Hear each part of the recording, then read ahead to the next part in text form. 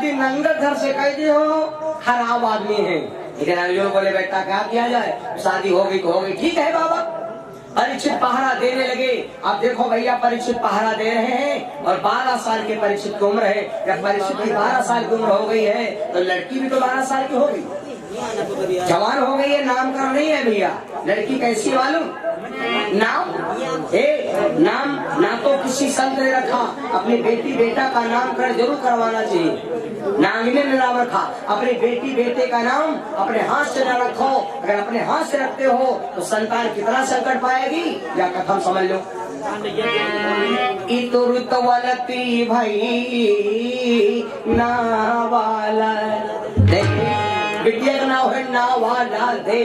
ना कोई देखा है और ना कोई आज तक जान पावा है। और बिटिया के ना सूरजो भगवान नहीं देखे है। जब सूरजो भगवान जौने आदमी के ऊपर सूरज बाबा के निगाह न पड़े तो आदमी भला काला हुई। हमारे गांव घर की लड़की बिटिया क्यों काली हो जाती, सावली हो जाती, क्यों?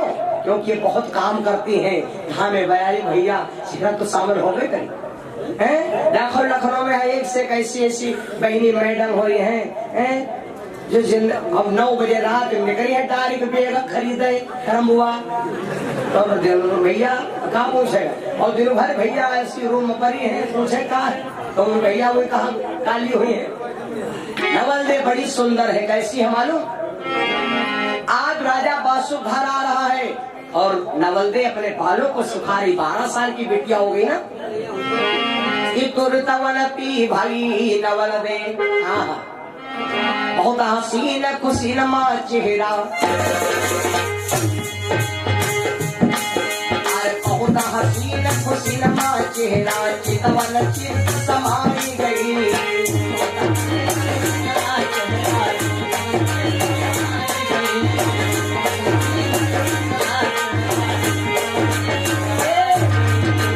सुंदर है नवलदे पर खड़ी। महाराज बासु ने देखा, नहीं समझ पाए मेरी बेटी है। उसने समझा कि कोई रिश्तेदार है। अपनी बेटी के ऊपर गलत निगाह डाला तो राजा बासु की दशा देखो भैया। अरे बहुत हसीन खुशी नमा चेहरा, चितवन चित्त समाई गई। मारे तीर पिरा के तनमा सुंदर कथा बनाई गई।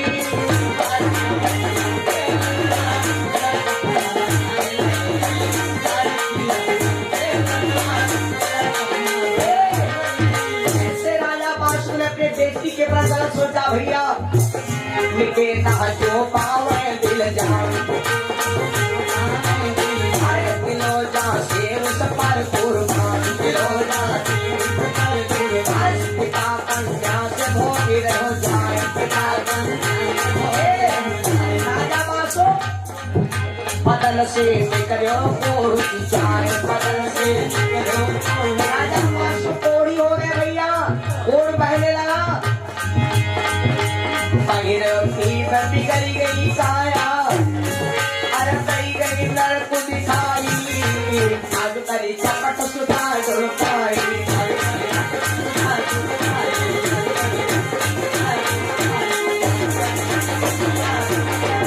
आज महाराज बासु ने से अपनी बेटी को गलत देखा, तुरंत महाराज बासु कोढ़ी हो जाते।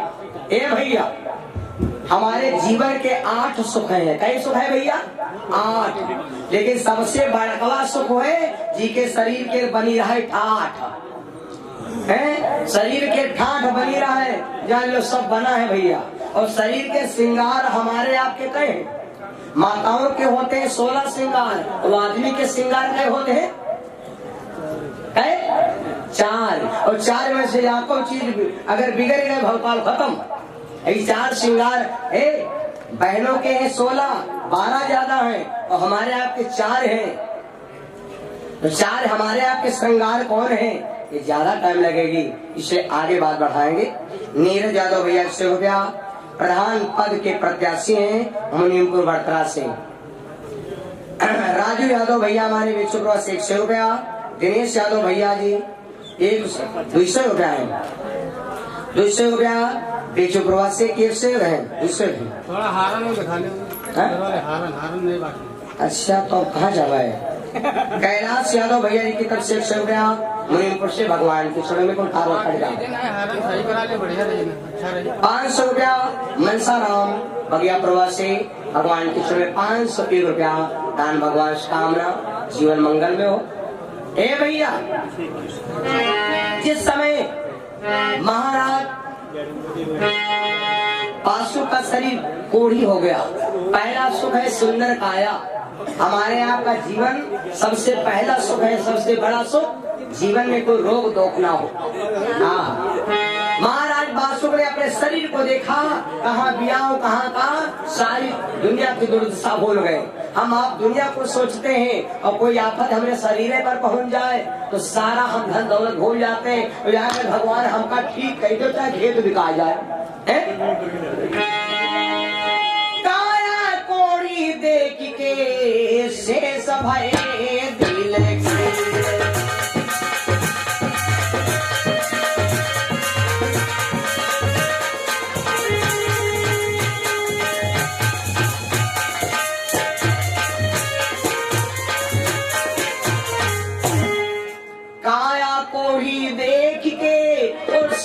भय दिलगीर और महल के भीतर गए और बहे नयन से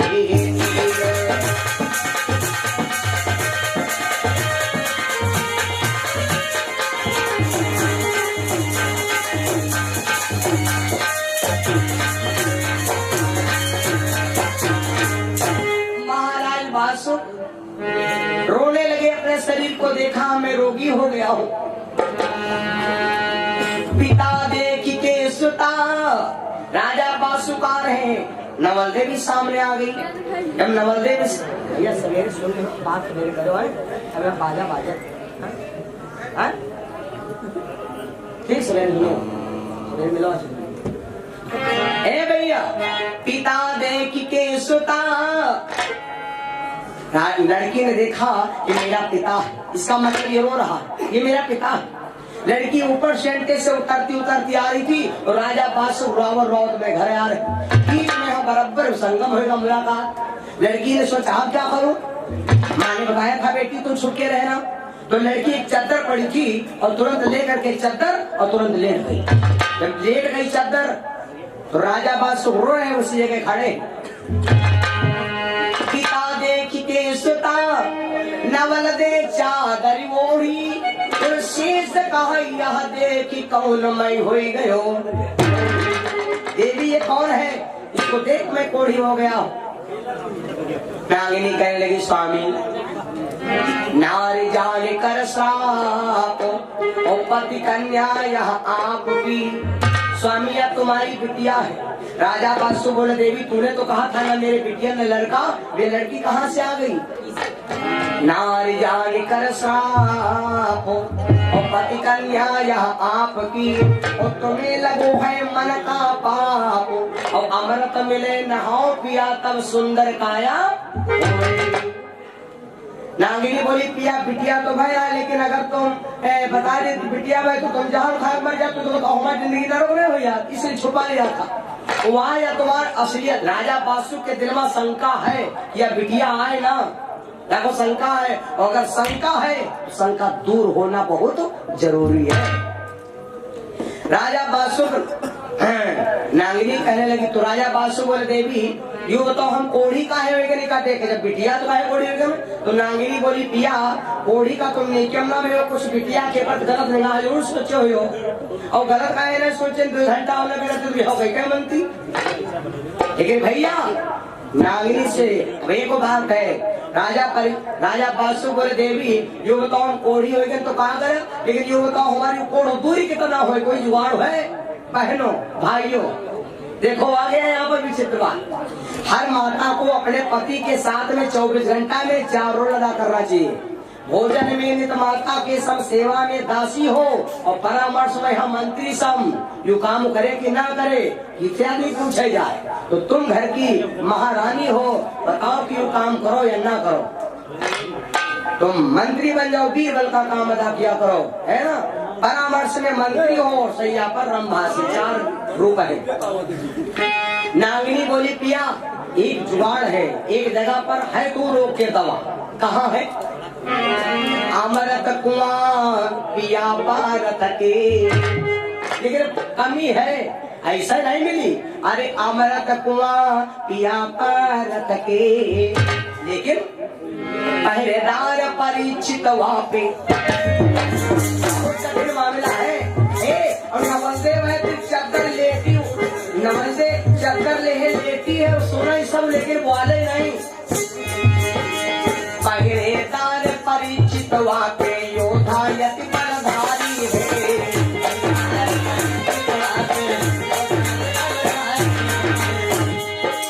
पहरेदार परिचित वहां पे योद्धा यति बलधारी है। और यहाँ बात और है, बलधारी तो है। बड़े धनवंत जी का च्याला, अरे बड़े धनवंत गुरु बचाला, तुझे विद्याधारी है।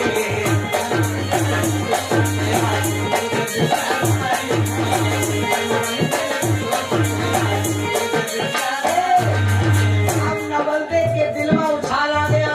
जवान थी ना, एकदम चादर ओढ़ के फेंक दिया, खड़ी हो गई और बोलिए, नवलदेव साहब बचन हंसते, नवलदेव अमृत लइये में भर के, कहा बात सुपने तब समझाए, कहा बात सुपने तब समझाए, सुकामत अमृत भरने जाए, सुकामत अमृत भरने जाए। तुम्हारे सबब परिचित हमसे, अरे राखती पैर सवारो, काल्हे जो कोई तीर बुलायो,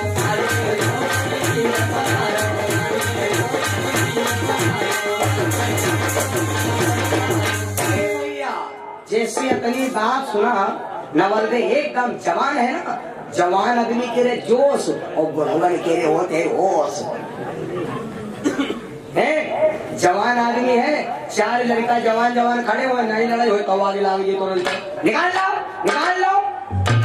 तू बुढ़वा बैठे गई, लाग रंग चलता झेल जाइयो, जेल ले जाओ, झगड़ा खा दियो, डरिया रखी हम यार मार के हेरा के चुप रहो, सब तुम्हारे कुछ भी ना तुम है ना, ऐसा होते ना। तो जवान आदमी के रे जोश और बूढ़े आदमी के रे होश। इसलिए जब कभी तुम्हारा दिल का उछाल आवे तो बुजुर्गों से सलाह ले लो। दुर्योधन की मर्यादा बची रहती अगर बुजुर्ग भीष्म पितामह की सलाह से चलता, न तो बोला हो भैया। लेकिन दुर्योधन ने कहा था बाबा तो चुपके बैठो, जब लड़का हो जाए बराबर का समझो बाप बराबर, चुपके बैठो, पकड़। भीष्म पितामह ने कहा दुर्योधन तू हमारी बात नहीं मानता है, और मेरी आत्मा कहती कि द्रौपदी सभा के अंदर लंगित नहीं हो सकती है, तो लंगित कह सकते हो तो हम बैठन लंगित करो। देखो जोश में दुर्योधन जुड़ गया था, लेकिन ये भैया खैंचत बल घटाना नौबत की चीर, खींचते खींचते भुजाएं थक गई, लेकिन चीर नहीं चुका।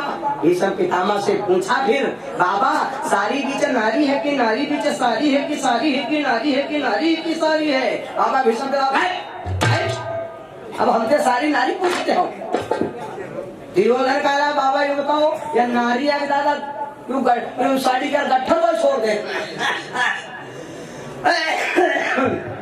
तो ये जवान आदमी के जोश और बूढ़े आदमी के होश, इसलिए जोश होश गबड़ के। अगर तुम्हारे बुजुर्ग कोई नहीं है तो अपने परिवार में कोई चाचा दादा है, उनसे सलाह ले लो। अगर बढ़िया सलाह दे तो, अगर वही बढ़िया सलाह ना दे तो नाते रिश्तेदारी सलाह ले लो। लेकिन बुजुर्गों से सलाह लेकर काम करना चाहिए। जो व्यक्ति बुजुर्गों से सलाह लेता है उसका कभी काम नहीं बिगड़ता है। मेरे बंधु जवान है नवलदेव, खड़ी हो गई, पिताजी मैं अमृत लाऊंगी। राजा बासु ने कहा बिटिया तुम क्यों नहीं बदल हो गया? कहा यार हमारे कुछ परीक्षित के निपटत नहीं है। नवलदेव बोले पिताजी अगर वो विद्याधारी है तो मैं भी नागवंश की बिटिया हूँ, मैं कसम खाती हूँ। ऋषि भाई कुमारी उमर की थोड़ी, अरे पिताजी जो मैं कन्या पिता आपकी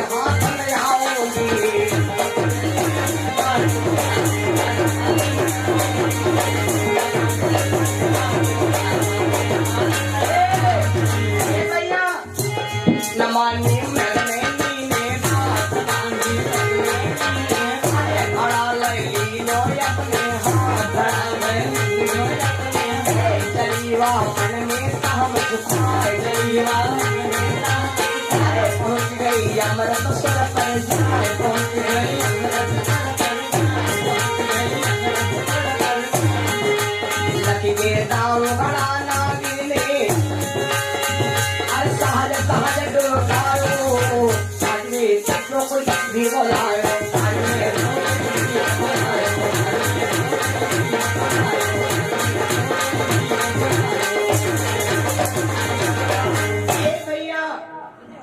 नवल नामा ने ले लिया घड़ा चल पड़ी जा रही थी। परीक्षित महाराज खेल खेल रहे थे साथियों के साथ खेल खेल रहे थे और इधर नागिन ने सोचा पानी जल भरा है कुआं के अंदर माया का भेष बनाकर भर घुस गई पानी भरने लगी।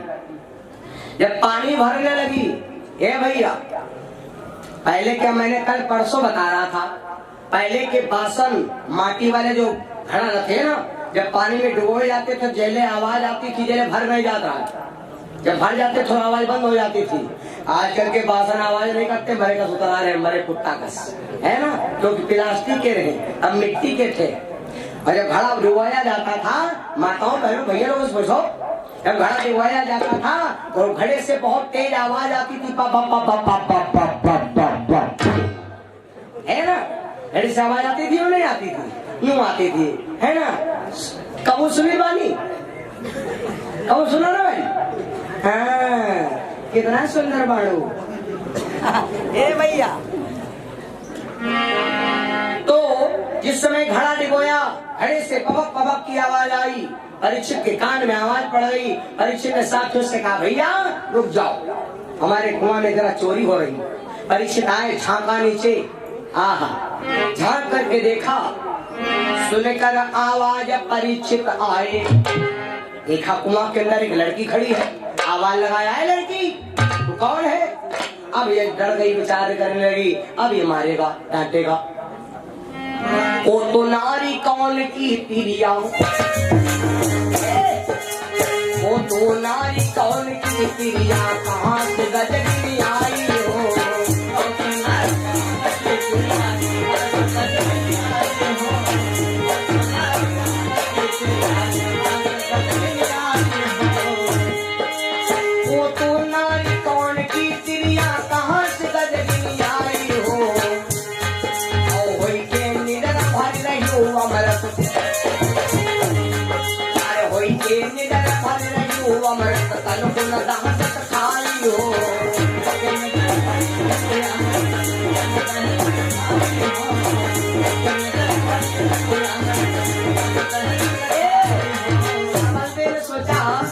अगर मैं अपने पिता का नाम बता दूंगी ये डर जाएगा। वहां से बोलिए हमका कोई गरीबे सही देगा कि न जाने हमारे बप्पा का नाम सुनते सुन तुम्हारा दिमाग सही हो ही जाएगा। सुता मैं हूँ बास को तल की सुता मैं हूँ बास को तल की बिगड़ गई काया बाबुल की बिगड़ गई काया बाबुल की। और एक बात सुन लो इनको अमृत भरने आई अरे तुम मत दिलम लगाओ अरे जो कोई भीड़ बनाओ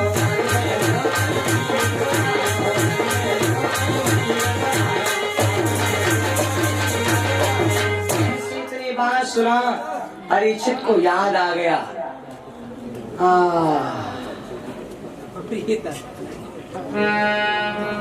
हुई आँखनम अब ये दिल मुस्कुराया खाना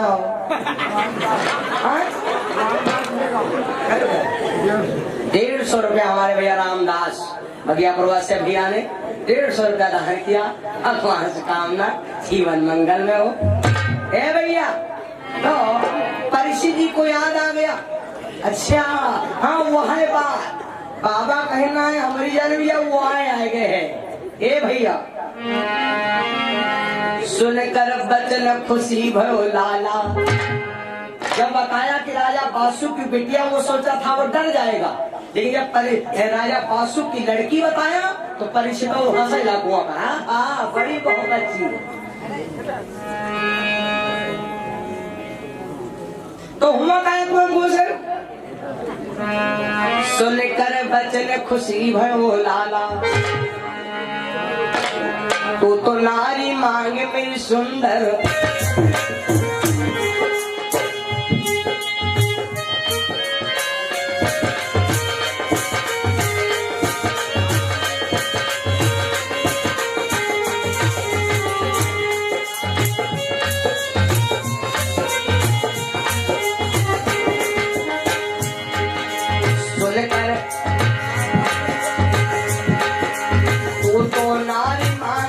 सुंदर हरि ने मोही मिलाई गई,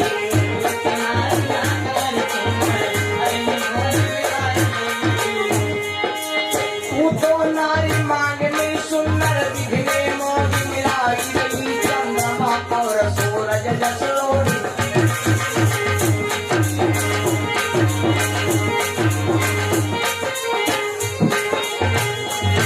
चंद्रमा और सूरज जस लोड़ी खूब लगाई गई,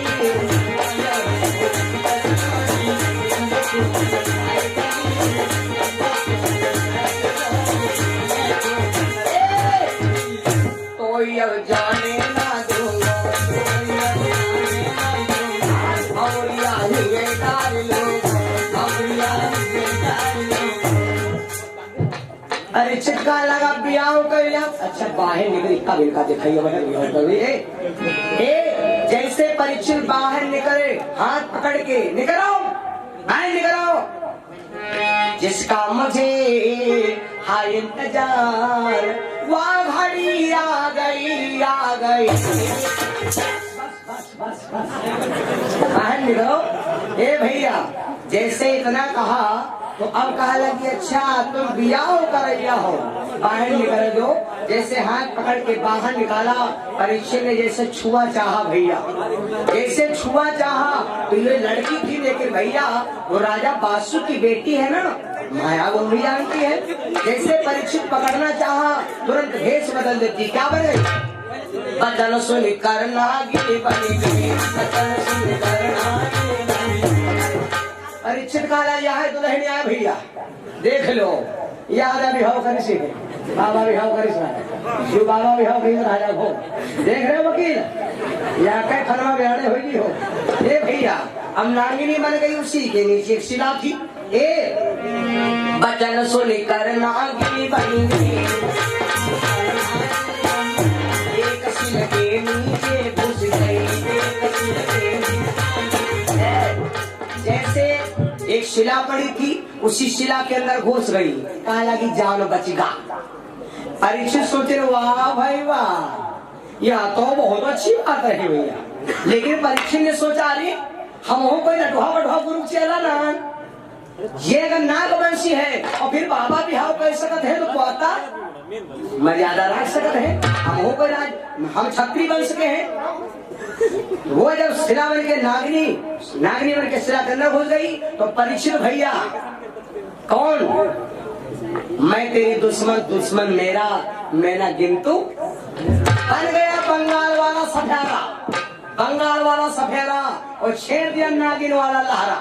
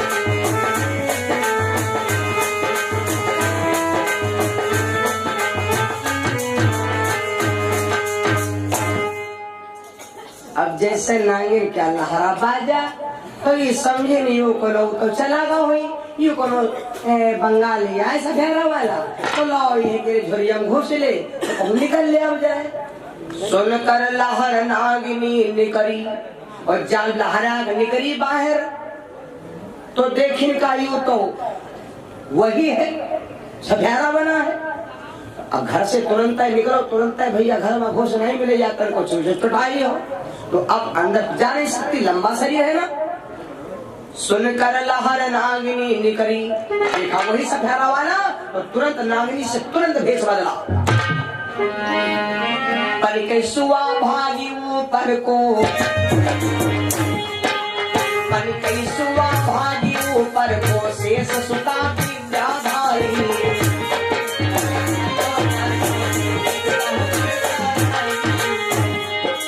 पर के सुआ भागी ऊपर को शेष सुता विद्याधारी परीक्षित का बन गए चल अगर तू सुआ बनेगी तो परीक्षित अरे बन गई बाज परीक्षित झपटा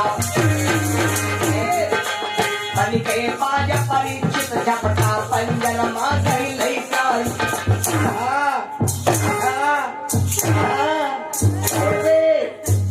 भैया परीक्षित ने जैसे पकड़ लिया अब नीचे तालाब है तुरंत सुबह से क्या बन गई गिरी जल में मीन भई मछली बनकर के साथ सरोवर में गिरी परीक्षित ने आवाज लगाया ए भैया गाँव वाले हो मछुआरा हो आ जाओ जान दो चार पूरे तक न रह पाओ गिरी बातें खत्म गिरी जल में मीन भई गिरी जल में मीन भई पकड़ लियो चार तारी तत्काल पकड़ लियो चार तारी